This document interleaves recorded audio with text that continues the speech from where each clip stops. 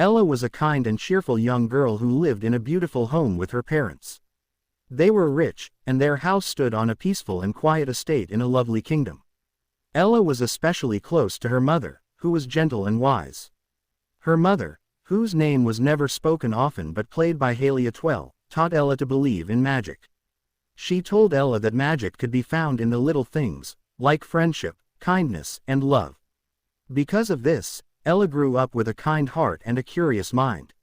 She loved to spend her time outside, playing in the gardens and talking to the animals. But one day, everything changed. Ella's mother became very sick. The sickness was serious, and no one could cure it. Ella stayed by her mother's side every day.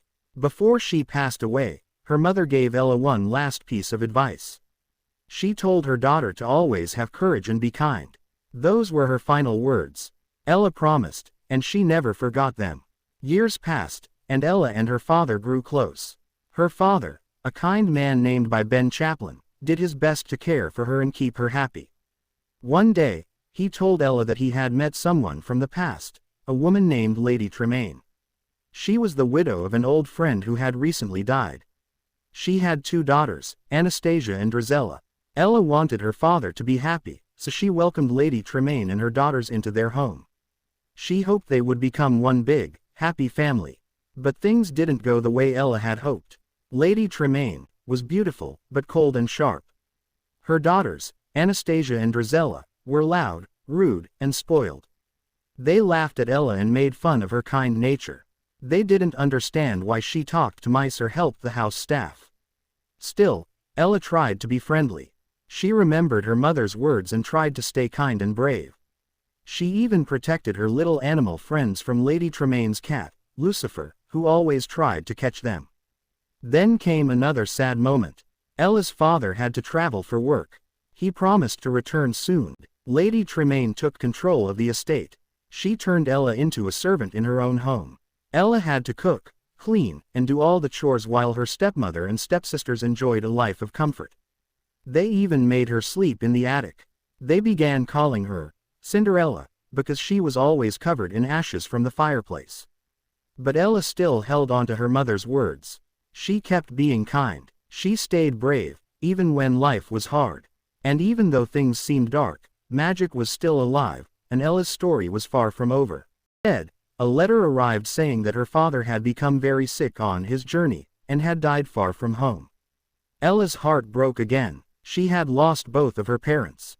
She felt all alone. This loss changed everything. Lady Tremaine, who had always been cold and distant, now showed her true self. She no longer pretended to be kind. She was mean, greedy, and heartless. With no more money coming in from Ella's father, Lady Tremaine got rid of all the house servants to save money. But someone still had to do the cleaning, cooking, and laundry, so she forced Ella to do it all. As if that wasn't enough, Lady Tremaine gave Ella's bedroom to her own daughters and made Ella sleep in the dark, dusty attic. She wasn't even allowed to eat at the table with the rest of the family. Day after day, Ella worked hard and kept quiet, hoping things would get better. But they didn't. One cold night, Ella didn't want to sleep in the freezing attic, so she curled up near the warm fireplace. In the morning, her face was covered in ashes and soot from the fire. Her stepsisters saw her and laughed cruelly. They made fun of her dirty face and clothes, calling her Cindrella, a mix of cinders and her real name. Lady Tremaine didn't stop them. In fact, she started calling her Cindrella too. Even Ella, after hearing it so many times, began to call herself that. Feeling sad and trapped, Ella decided to go for a ride on her horse into the woods. She needed to breathe, to think, and to feel free again, even for just a little while. While riding through the forest, she came across a group of men out hunting. One of them caught her eye. He was young, handsome, and kind. He spoke to her gently and said his name was Cate. He told her he was an apprentice who worked at the palace. Ella had no idea he was actually a prince, the only son of the kingdom's king. Cate, whose real name wasn't revealed to her, was enchanted by Ella. He had never met anyone like her. She wasn't interested in his title or power. She spoke with honesty and kindness. She had a sparkle in her eyes that came from deep inside her heart. Even though she never told him her name, Cate couldn't stop thinking about her after they parted ways. Back at the palace, the king, played by Derek Jacobi, was growing old and weak. He wanted his son to find a bride and take over the kingdom. The law said that a prince must marry someone from royal blood, like a princess from another land. But Cate couldn't forget the girl from the forest. He wanted to see her again, to know her name, and to tell her the truth about who he really was. The king, seeing how much Cate cared, finally agreed to something different. Instead of inviting only princesses to the royal ball, he would open the doors to every young woman in the kingdom. That way, maybe the mysterious girl Cate had met would come too. The royal messengers went out to every village, every house, with invitations. When news of the royal ball spread through the kingdom, excitement filled the air. Every young woman dreamed of going to the palace, dancing in the grand hall, and possibly winning the heart of the prince. The Tremaine household was no exception. Lady Tremaine and her daughters, Anastasia and Drizella, were overjoyed. They believed that this was their big chance to marry into the royal family, and they were determined to look their very best. She asked Lady Tremaine if she could go to the ball as well. Lady Tremaine gave her a cold smile and said that Ella could go only if she finished all her chores and found something suitable to wear. Of course, she had no intention of letting Ella attend. Ella didn't give up. She found one of her mother's old dresses in a trunk. It was worn but still beautiful. With a few stitches, some fabric scraps, and the help of her mouse friends, Ella turned the dress into something lovely. She added ribbons, beads, and a little magic of her own, a magic made of hope and love. The night of the ball finally arrived. Anastasia and Drizella were dressed in bright, flashy gowns. They laughed and admired themselves in the mirror while Ella quietly came down the stairs in her handmade dress. But the moment they saw her, their smiles turned into scowls. Lady Tremaine looked her up and down, then said cruelly that Ella's appearance would embarrass them. Without a moment's hesitation, she gave a signal, and the stepsisters tore Ella's dress to shreds. Ella stood frozen, heartbroken, as the dress her mother once wore, now filled with new hope, was destroyed. Then, without another word, the Tremaine women swept out the door and headed to the palace, leaving Ella behind.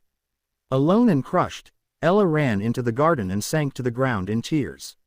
Everything she had tried, being brave, being kind, believing in goodness, felt useless. Just then, an old beggar woman appeared nearby. She had a wrinkled face, worn clothes, and a quiet, gentle voice. She asked Ella for something warm to drink. Even in her sorrow, Ella remembered her promise to be kind, and she offered the woman what little she had. Smiling, the beggar woman stood tall and revealed herself to be someone magical, Ella's fairy godmother. With a flick of her wand and a swirl of golden light, everything changed. She turned a pumpkin into a grand golden carriage, perfect for royal travel. She changed 4 mice into strong and speedy horses. She transformed 2 lizards into proper footmen, and a big goose into a proud coachman.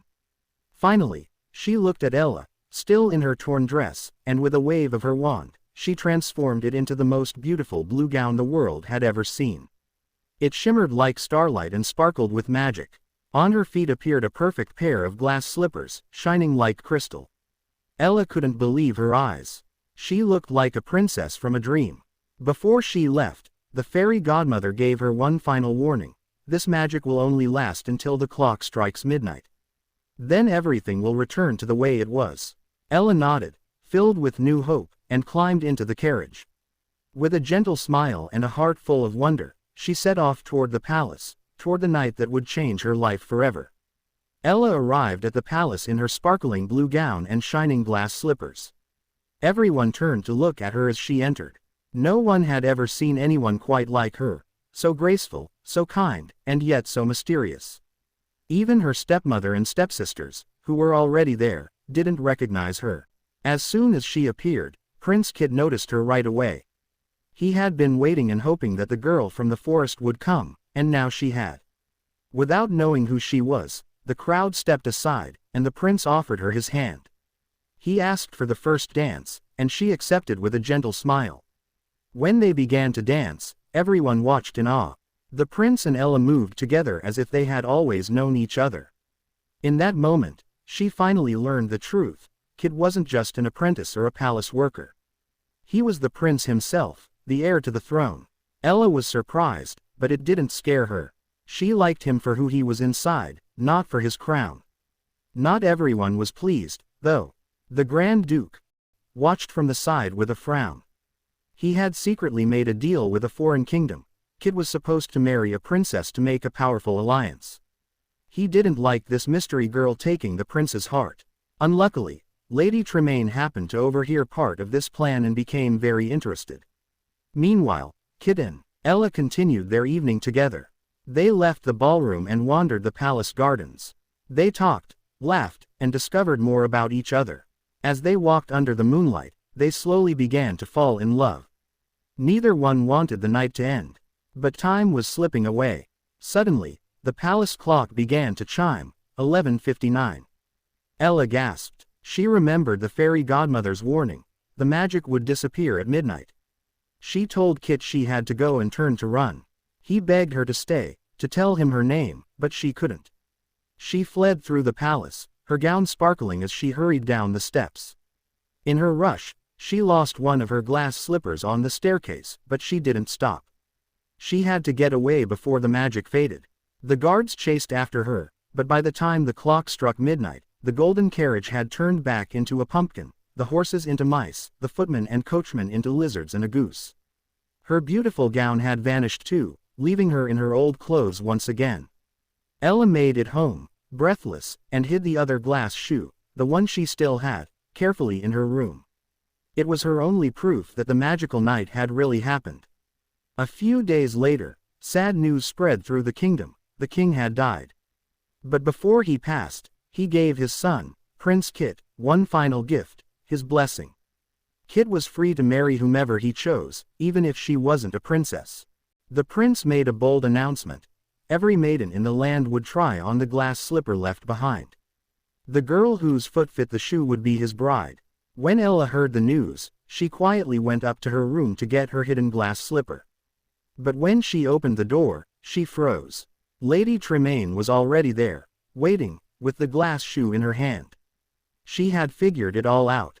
The way Ella had been glowing after the ball, the sudden change in her mood, her quiet joy, it all made sense now. Lady Tremaine knew Ella had been the girl at the palace.